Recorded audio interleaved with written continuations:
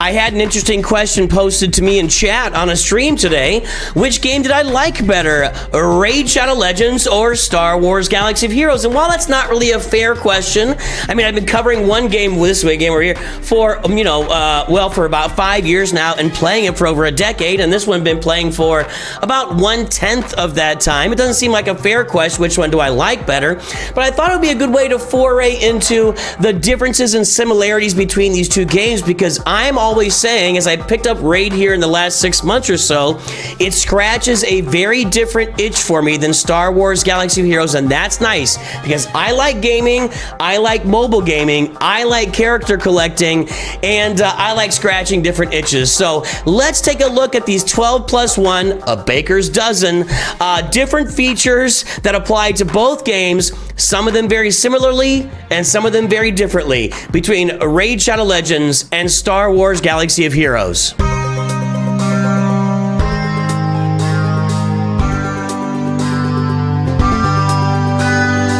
Well, greetings and hello there, everybody. It's me, your beloved Star Wars and Raid Shadow Legends dad, Nooch Too Good. And yes, let's take a look at these.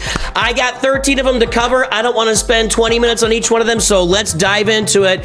These are both character collector games, and that is upfront and obvious. I don't think I'm breaking any new ground there, but you are collecting Star Wars characters. I'm gonna have to get this. Star Wars characters on one side, and Raid Shadow Legends characters on another, with some turtles, Teenage Mutant Ninja Turtles mixed in there, He-Man, some other IPs as well. But both these games are all about going in there, collecting heroes, collecting champions, and then playing with them in teams, in different game modes, and building up your rosters over time, upgrading your characters, and building out the best roster possible to conquer as many of the game modes, as many of the other players, PvP, PvE, etc. These are both character or hero collector games. I think that is at the heart of both of these games. Now, we're going to start jumping into some more of these similarities and differences. I'm going to be on one screen or the other. We'll alternate screens between Galaxy Heroes and Raid Shadow Legends, because I can't do the split screen the whole time. I'll go mad. I'll go absolutely insane. So while they are both character collectors, it's very clear that it's the IP, dummy. You know, here in Star Wars Galaxy Heroes, it's all about one big IP all the way through. And it was interesting to me that somebody said, when I made the announcement that Teenage Mutant Ninja Turtles was coming to Star Wars Galaxy Heroes, there was a comment that said, "Thank God Galaxy Heroes doesn't do the same thing." And I'm like, dude, the game is the same thing. It's one big IP. It's, so you can say the Galaxy Heroes isn't bringing in like Star Trek characters or Teenage Mutant Ninja Turtles or whatever, but that doesn't make any sense. It's a Star Wars game, whereas Raid Shadow Legends is its own unique IP that brings in some outside IPs from time to time. Teenage Mutant Ninja Turtles. There's Ronda Rousey in the game. I believe Ninja is in the game. We had He-Man in there. So I think that's just the last few years here. But, there's a big difference. Most of the characters, like the vast majority of characters in Raid Shadow Legends, are there, and they are... they're just unique to Raid Shadow Legends as a game overall. So it's the IP, stupid, is kind of the first thing you look at. What's the IP? What's going on there? The combat mechanics. Now, I'm going to go ahead and look at the combat mechanics in Raid Shadow Legends, because I can do this a little bit easier in this game and run through a battle a little bit quicker. So let's load it up here. And I think some of you guys that play Galaxy Heroes we'll see some very similar things in these combat mechanics. So I don't want to upgrade those characters. That's coming up later. As far as upgrading characters, completely different how these two games do it. So we're going to load up characters that are not upgraded here. 1, 2, I don't like those guys. Yeah, I like these guys. Okay, so here's how the combat mechanics work in Raid Shadow Legends.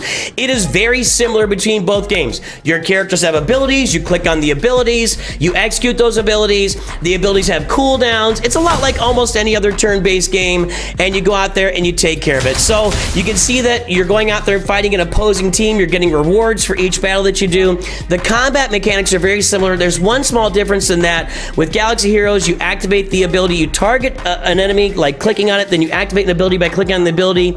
In Raid Shadow Legends, you click on the ability, then you activate it on the character by clicking on that character. That's a small difference there between these two games. Now, if we look at upgrading characters in these two games, it is very, very very, very different at all levels of the game.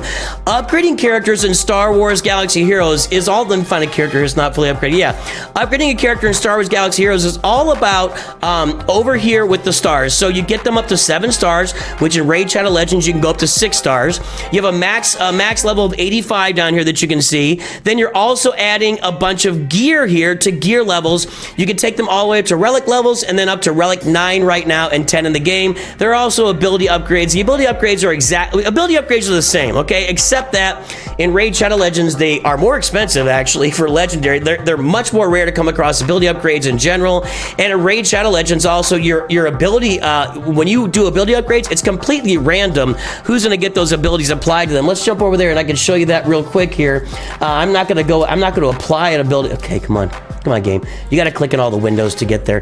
Who's the character? I don't think I've done a lot of ability upgrades here for Maneater. He's an epic character. If I click over here and upgrade skills, and oh, we already got fully upgraded skills. Don. Hold on. I'm making this on the fly. Does she have upgraded skills? Yes.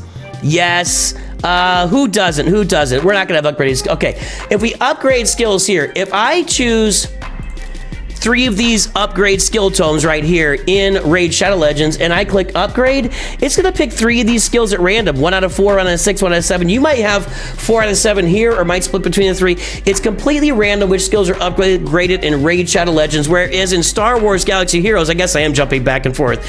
You're just going into your ability here, and if you've got the stuff to upgrade the ability, by the way, don't do this Zeta ability on Bodhi Rook. If you got the stuff, you click on it and you do the upgrade. You're choosing which abilities to upgrade. That is a difference there. But we see a very linear progression in Star Wars Galaxy Heroes. Upgrade stars, upgrade their level, add their gear, get them every gear level is more gear, and that's pretty much it.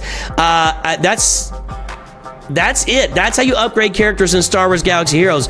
In Raid, it's an entirely different animal. To upgrade characters in Raid, and by the way, upgrading levels in Galaxy Heroes, you just pay credits for that, or gold, what would be in most games.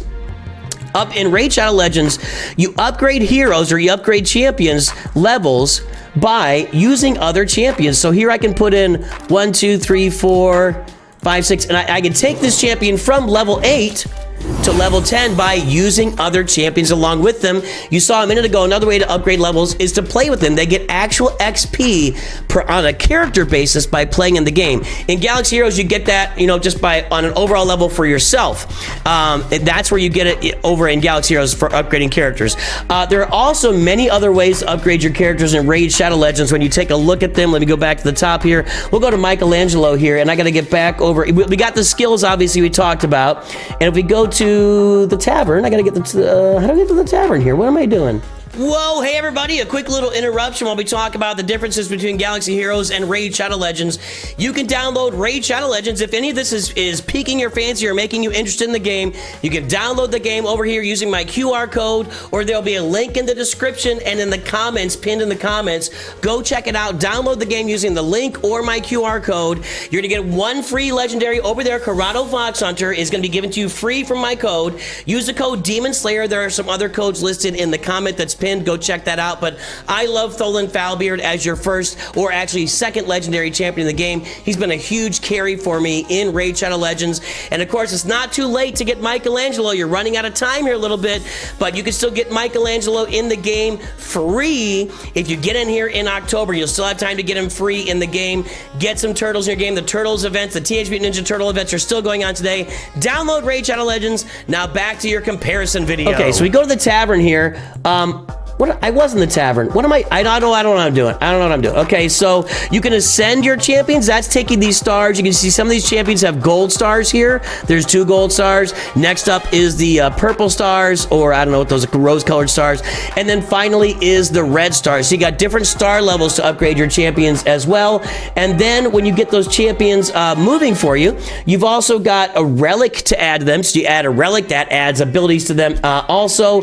And you've got masteries. These These masteries are individualized for each character. There's a set of masteries that you can pick. You can see here at the top, you're picking between 1 of 2 for offense, defense, or support. You can go down 2 of these columns, and there's 4 in each column you can pick from. So you individualize the masteries for each champion in the game, and you have to actually farm to get materials for the masteries as well.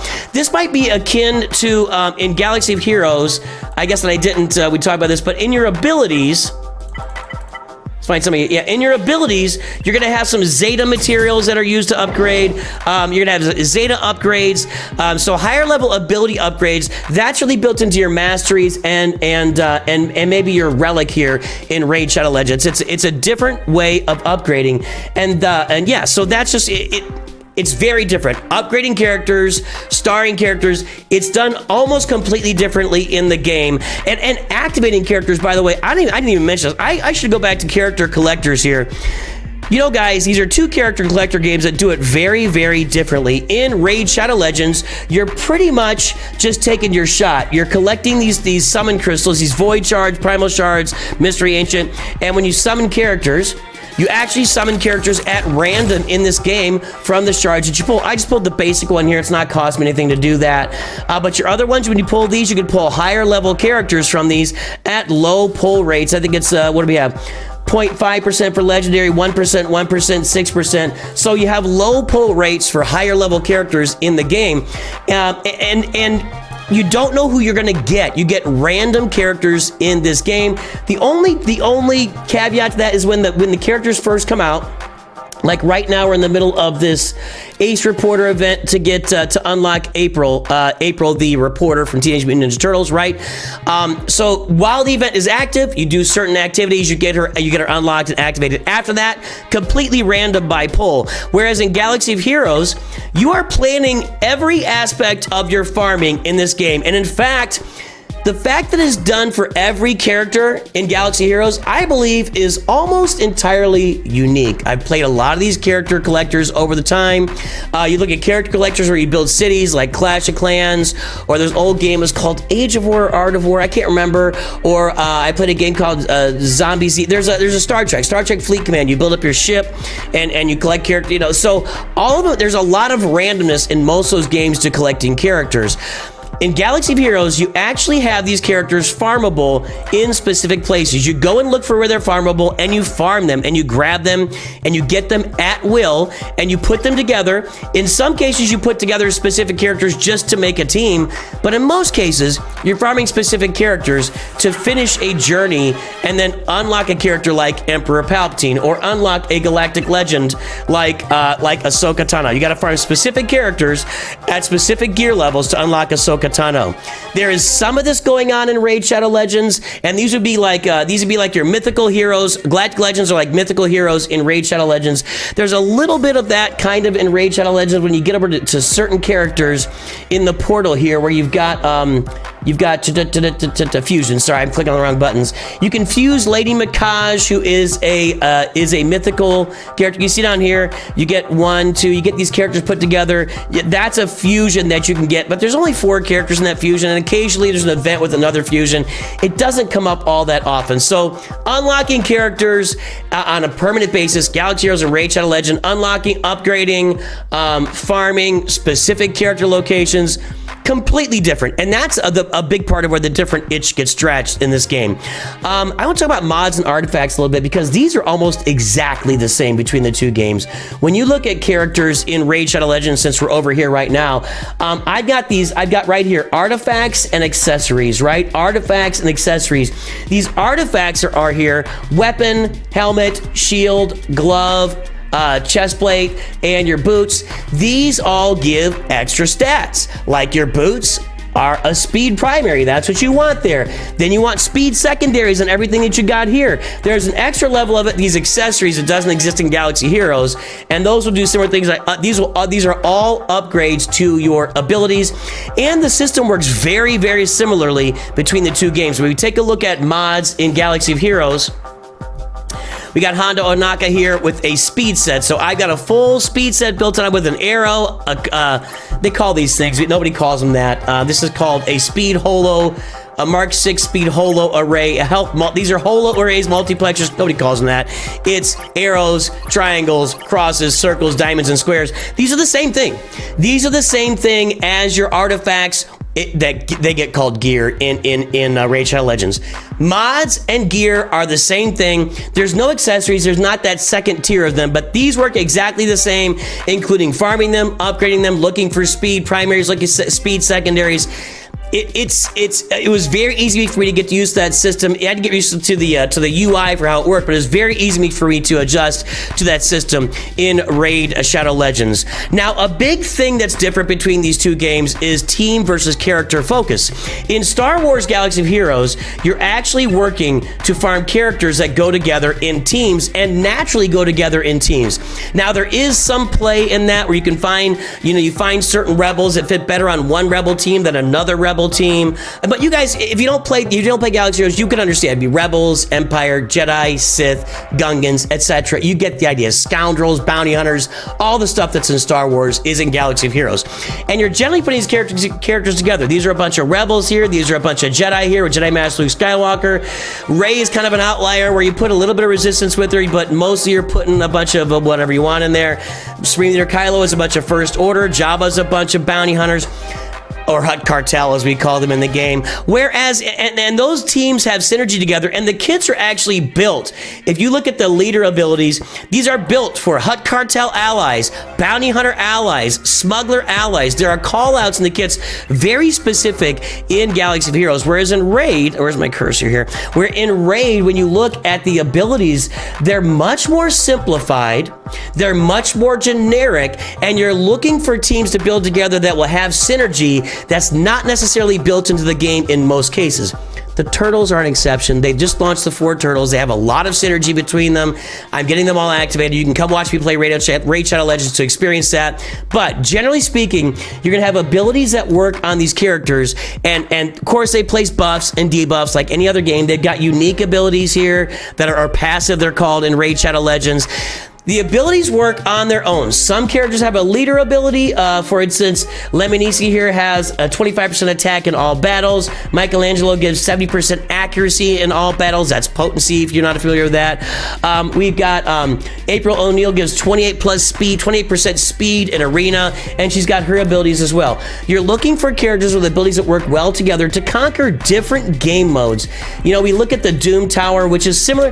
Doom Tower to me is similar to Conquest in Star Wars Galaxy Heroes, where you're going through and you're climbing up this tower. Now this stays open over a longer period of time, but there's similar game modes using your roster to climb up, and you're facing off against these bosses, what do we call this boss here? The Agreth, the big spider. You've got a frost spider. You've got a big dragon, Koldath, the big dragon here. So you got these champions that you're fighting. You're trying to get champions unlocked, and of course, it's all, it's gotcha, so you don't know if you're gonna get them unlocked, to work against these different PvE parts of the game or in the raids.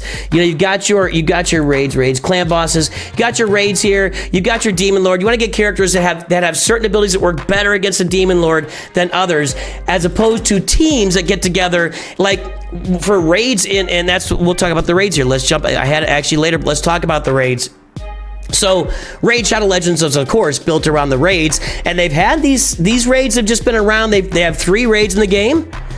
There's room for another one over here. Look at that. And room for another one over here. So there's plenty of room to build it out. But these 3 raids exist in the game, and they've just built them out over time. Easy, normal, hard, brutal, nightmare, ultra nightmare. Galaxy Heroes tried this along the way when they built, I can't remember what it's called. They built the Rancor Raid Part 2.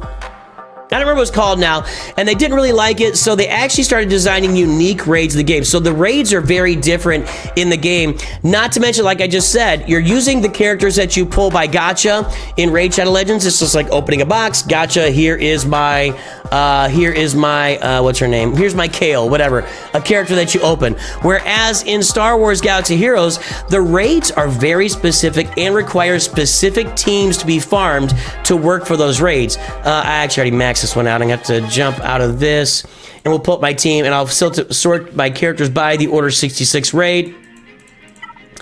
So there are certain teams and characters that you have to farm to work the raids and Galaxy Heroes. That's not how it was back in the day, and they changed the raid system about 3 years ago. So the raid systems in the two games are very different right now. Raid Shadow Legends has stuck with their original raid system, and you just try to unlock characters and get abilities that work well in those raids, whereas Galaxy Heroes is now character and team specific farming dialed right into those raids that you have to farm specific characters and teams for the raids. Energy management, I want to talk about this one next.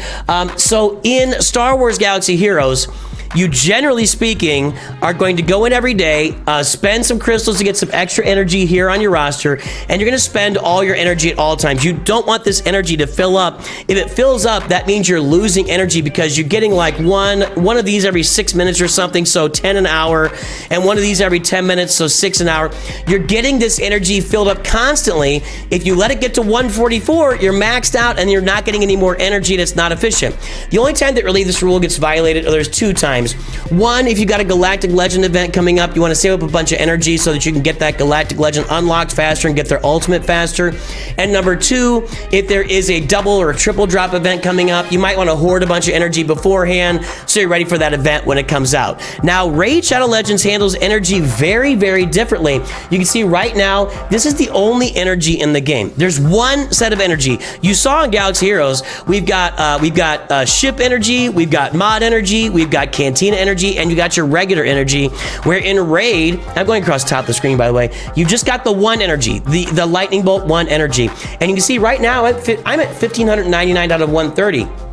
When I first started playing, I wasn't used to the fact that I maybe should start saving that, because when you get to the events, there's a lot of activity required for events. A lot of activity that requires energy that is required to be successful in the legendary events. So I had this energy level up at like 14,000 here recently, and I used almost all of it, or all of it. Well, actually, I did use all of it, and I spent a bunch of gems here to get even more energy, and I had a bunch of energy sitting here in my chest. I spent all of that to get Raphael unlocked on my roster, in addition to spending some cash. So I overspent, you know, it is what it is. We'll talk about that in a little bit too, the cash. So in Raid Shadow Legends, you're saving up your energy and hoarding it until you get to the right event that you really want to. You really want to spam that event and make sure you do well on the event, because the events require a lot of energy to be spent. In Galaxy of Heroes, you know, just there are rare situations where you're going to save that energy like that in Galaxy of Heroes. And as such, it really gets down to activity versus efficiency. This is one of the biggest differences between the games. Raid Shadow Legends is all about activity. When you want to get the things that you want in a game, you've got to play the game a lot. Galaxy of Heroes is all about efficiency. Save up all your resources, and you're going to sim a bunch of battles, and I will do that one too here, sim or auto. We'll talk about both of these right now. Simming, autoing, and activity versus efficiency. So in Galaxy of Heroes, you can go in, and every day you can get your dailies done in about 10 minutes. And that's all the dailies, 10 minutes, and you could literally get by with doing that. You probably wouldn't stay in a guild for very long, but you can get by doing that. You can sim everything. You can sim almost everything in this game, except for the raid and conquest. Almost everything else can be simmed, with a few other exceptions, arena, etc. But lots of simming. Now, simming versus autoing, let's talk about that for a second. A sim means when I press the button here, and I'll do the button right now, boom, the battle's finished automatically. It simulates them in the background and gives me the results. An auto battle means it plays automatically, like you saw in Raid Shadow Legends back when I showed the gameplay. I was autoing that. The difference between these two games is, in Raid Shadow Legends, I mentioned that a big part of upgrading characters is playing battles, and you can't sim those battles. You can't sim battles in Raid Shadow Legends. You can't sim almost anything. You can auto almost everything, but you can't sim almost anything. The only sim that I'm aware of, and I'm still open to learning things about the game, I've only been playing 6 months, but if you go into one of these lower level, I've already got this locked up, right? I'm good there. We're in Nightmare. I don't think we're gonna get this one. So I'm at 43 points. I'm already over my max crate there. So I'm gonna go over to Brutal.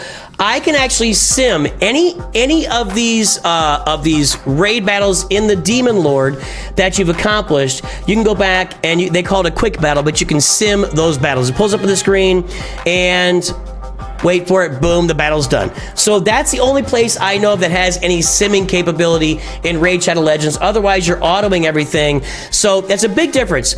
There could be a lot bigger time investment to play Raid rather than Raid. No, Raid was over here. Where was it? Hold on. Raid rather than Galaxy Heroes. There could be a lot bigger time investment to play Raid rather than Galaxy Heroes. Now, one thing for me, I work from my home, and honestly, if you're working in an office, you'll have your phone there too. You can load up. There are multi-sims that you can do in this game. Where if I go into a battle, you saw it a little while ago. I'll show it to you here. If I go into a dungeon, let's say I go into the Void Keep here, and I want to run this battle, and I want to multi-sim it. If I got any multi-sim saved up, well, it's my head's in the way. I can do this battle up to 155 times if I want. If I had the energy for it sitting there, I can sim this, or I can auto this battle. I can run it in the background where it's not like there's not like all these battles playing on my screen. So I can run auto battles in the background, but my game will be tied up for as much time as it takes to actually run those battles. 155 battles at 2 minutes each. That'd be 300 minutes. That might, so 5 hours if I did. Wouldn't be a very smart way to do it. But so there's a big difference between activity versus efficiency. Raid requires a lot more activity in game to get your characters upgraded, to do events, and so on and so forth. Whereas as Galaxy Heroes does a lot of simming, and you can just sim through most things in game and get them done a lot quicker. That's a really interesting part of the game to me.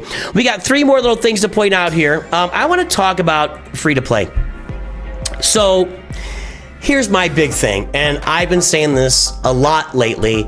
As these games, and I say Galaxy of Heroes, Raid Shadow Legends, and I put Marvel Strike Force, they're all kind of in a bucket together, right? Like these 3 games appeal to very similar audiences. People, nerds like me, who love Star Wars, who love comic books, who love Marvel, and who love fantasy. Maybe played Dungeons and Dragons as a kid, have played, World of Warcraft, have played League of Legends, Lord of the Rings. Raid Shadow Legends falls right into that group. So it all kind of goes here together for the crowd that their IPs are appealing to. Boys and girls, ladies and gentlemen, if I've said it once, I've said it 100 times. I don't think pay to win is a phrase that should be used with champion collector or hero collector games, just because I don't think there is winning. You can win a specific match against somebody. There's PvP in both games. In all these games, there's PvP. You can win a match against somebody. You can climb up high in the ranks. Whatever. There's not like if you play League of Legends, you're playing one game, it lasts 30 minutes or whatever, and a winner comes up, maybe even longer. The winner comes out top. Boom, you won. Maybe you paid to get some extra piece of gear. I don't know.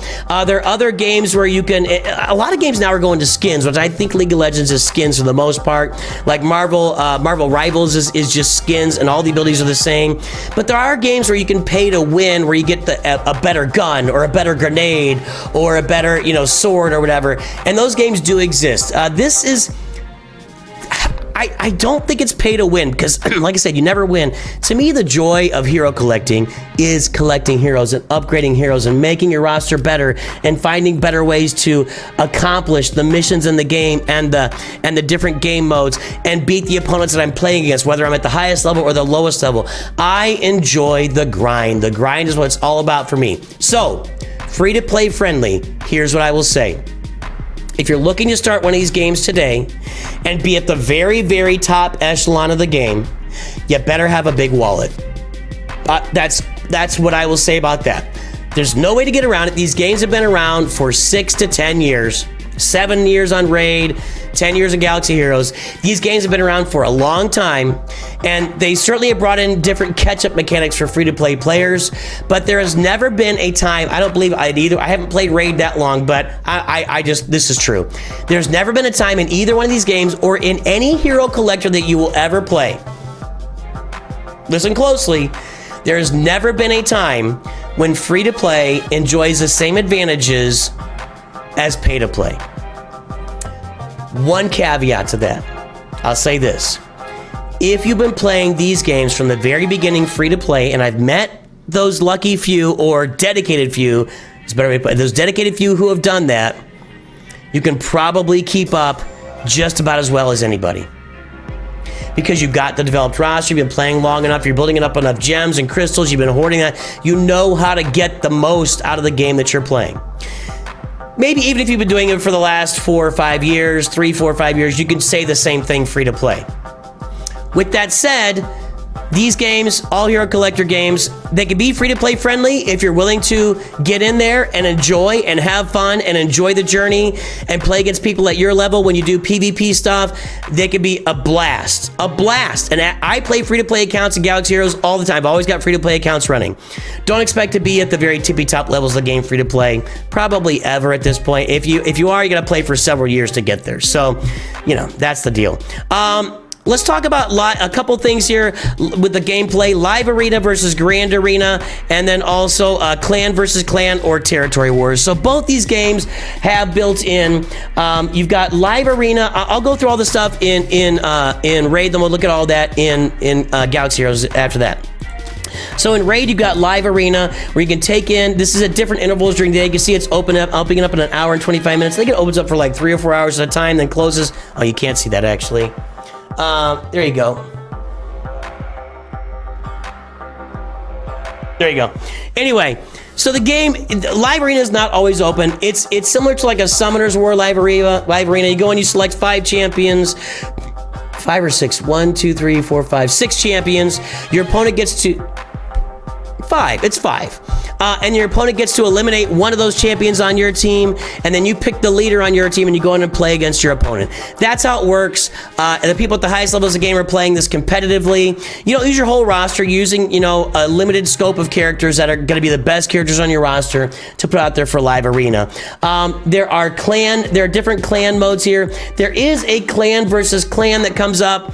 I think it's every, like, I don't know if it's once a month or how often it comes up, but basically it's activity based. The more active your clan is and the more stuff that your clan is doing in the game, the more likely you are to score higher points than your opponent and win. There's a clan versus clan that comes out on a regular basis. I don't know if it's monthly. I really don't know yet.